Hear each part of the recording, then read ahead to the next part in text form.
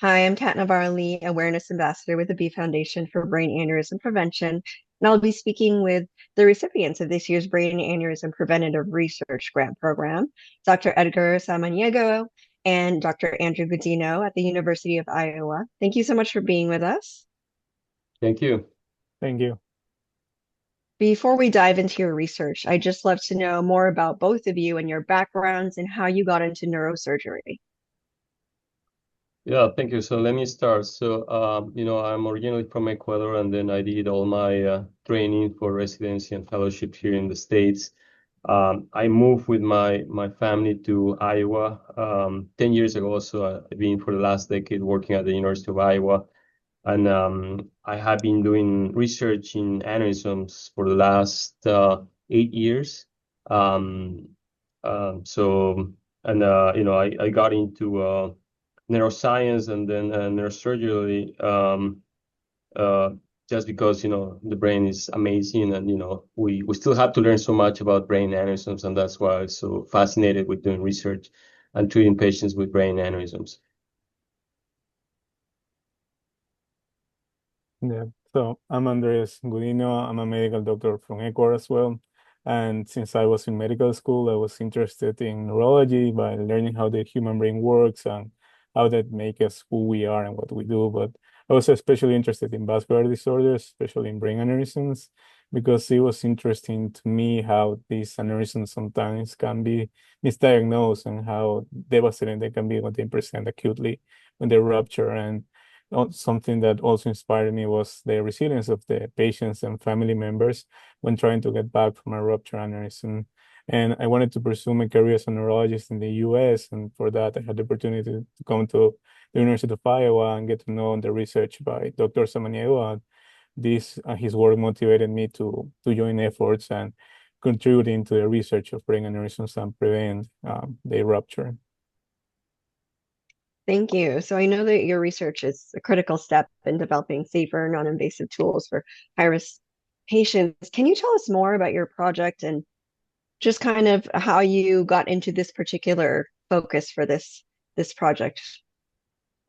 Yeah, no, definitely. So, a key part of finding patients and treating patients with aneurysms is doing imaging. And we've been trying to find the best way to determine if an aneurysm is going to rupture. It might be that we do a scan and they find that I have a brain aneurysm. And then the question comes, is this aneurysm going to rupture, or is I'm going to live up to 90 years old and I'll be okay? So we've been working with MRI. We have a protocol with high resolution MRI, which is basically any other MRI, but with a special protocol that will take a really close look at the wall of the aneurysm.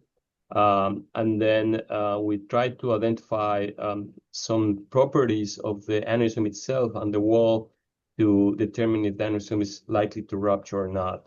The key part for this project, and we're very thankful to the B Foundation for supporting the research, is that we get the opportunity to compare some samples from patients who have passed away, some brain samples, with the MRIs that we can obtain after the patients pass away. So it's a key part of the research, because then we can correlate the histological findings, what we find on the tissue, with what we'll be seeing on the MRI. Right. Is it patients that have passed away specifically from a ruptured aneurysm? Some of them might be patients who passed away from rupture aneurysms, and some of them because they had some other type of stroke. I see.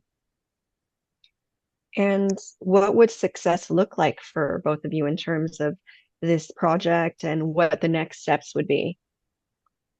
So ideally, one of the nice things of working at the University of Iowa is that you can have this translational research, and you can join forces with computer scientists and pathologists. So we have developed a software who can process some of this imaging that we acquire, and will give you some color maps and some histograms that will show you how weak the wall can be. So the success will be if we can fine-tune the pipeline, and we have a really clear signal that correlates with the findings on histology on the samples. So ultimately, we should be able to tell anybody who has an unruptured brain aneurysm, this is the chance of rupture. This is your percentage. You have a 20%, you have a 2% risk of rupture. Therefore, you can just relax, go home, continue your normal life. Otherwise, if it's a higher risk of rupture, then maybe you need surgery. I see. That's huge because I know a lot of the debate when people do find out if they have an aneurysm is the risk versus monitoring and actually getting treatment. So being able to do that assessment before really taking the proper action is going to be very helpful. Yeah, the other thing that we think is very beneficial doing MRIs is that pretty much every hospital has an MRI. The MRIs, they don't use any radiation, they use a magnetic field. So anybody can, for the most part, can have an MRI. If you're pregnant, if you have allergy to iodine and things like that, you can have an MRI. So that's why we're trying to maximize the technology with this pipeline to use MRI in trying to prognosticate aneurysms. Right. Wow. Yeah, that's also a big advancement as far as pregnant women, and it opens it up for a lot more people to be able to have those preventative measures. Yeah. What does it mean for you both to get this grant with the B Foundation on behalf of Brittany McCarthy? I know her family is so passionate and so involved in keeping her legacy alive. Well, I think, I'm very thankful for the family that, is supporting this type of research. I think that's how you can make a difference. And we're hoping that we'll be able to help more patients and prevent more ruptures. All of us know that this is a devastating disease. It can really change lives, and it affects everyone. You can be young and productive, or you can be older, but still you have a risk of damage and rupturing and dying from that. So having some funding for continuing doing research is key for us. And I think this what makes a difference in future patients. Unfortunately, she will not benefit from this, but at least will give her some peace of mind and to her family that we should be able to help other families and other patients. Yes. Yeah. I mean, I don't know. Is there any?